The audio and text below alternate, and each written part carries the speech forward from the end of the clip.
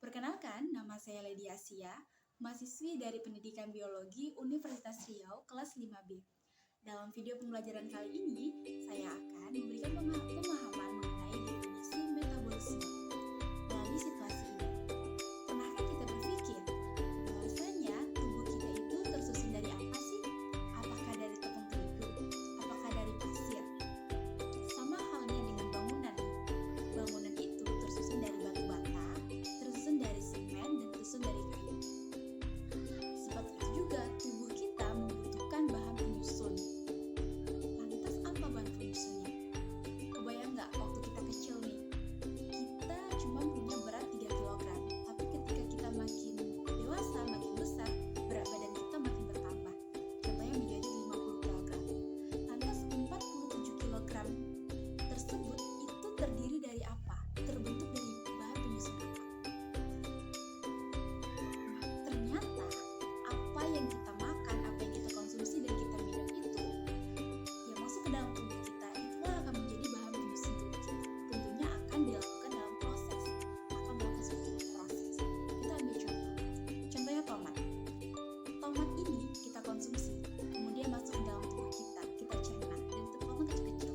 Kalsium yang ada dalam tomat ini nantinya akan menjadi bahan penyusun untuk bobot tulang kita.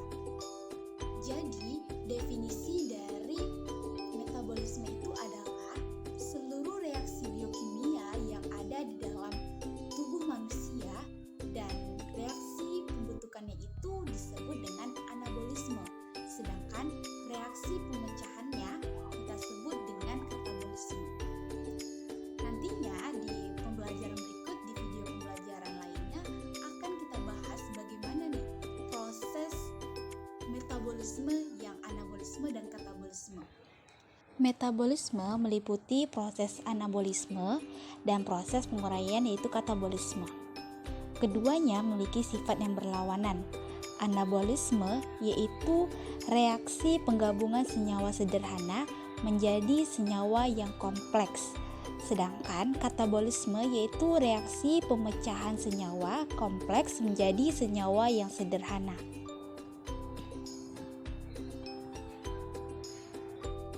Reaksi anabolisme contohnya fotosintesis dan reaksi katabolisme contohnya pada respirasi.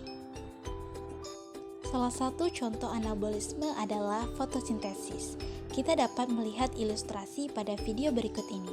Dalam video ilustrasi ini, kita akan mengetahui bahan penyusun yang akan ada terdapat pada fotosintesis. Dalam proses pembentukan fotosintesis, bahan yang digunakan ada karbon dioksida yang dihasilkan dari hasil respirasi manusia maupun dari udara luar. Selain karbon dioksida, bahan yang digunakan dalam fotosintesis ada air atau H2O. Bahan-bahan tersebut akan dibantu oleh cahaya matahari dan klorofil yang ada pada tumbuhan sebagai tempat terjadinya fotosintesis.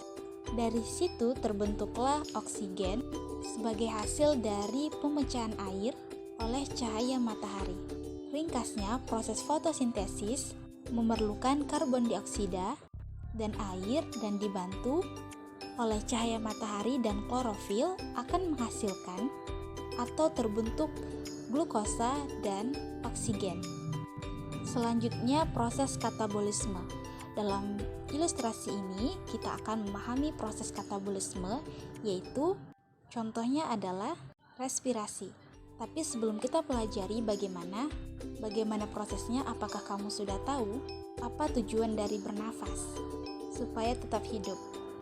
Oke, tentu saja sebagai untuk pertukaran karbon oksigen dan karbon dioksida, atau sebagai untuk bertahan tetap hidup. Sehingga fungsi dari respirasi atau bernafas adalah salah satu fungsinya untuk menghasilkan energi. Pada saat kamu makan, makanan yang kamu makan mengandung karbohidrat dan dipecah menjadi glukosa, yaitu molekul gula yang lebih kecil sehingga bisa diserap oleh tubuh. Karbohidrat yang sudah dipecah menjadi glukosa kemudian oleh darah akan dibawa ke sel-sel di dalam tubuh melalui proses yang namanya respirasi untuk mendapatkan energi atau ATP. Untuk itu kebayang sudah kenapa setiap makhluk hidup itu melakukan metabolisme. Kalau kita tidak melakukan metabolisme, tentu akan kita tidak menjadi makhluk hidup, karena sejatinya makhluk hidup itu akan melakukan yang namanya proses anabolisme dan katabolisme. Sekian dari saya. Terima kasih. Assalamualaikum warahmatullahi wabarakatuh.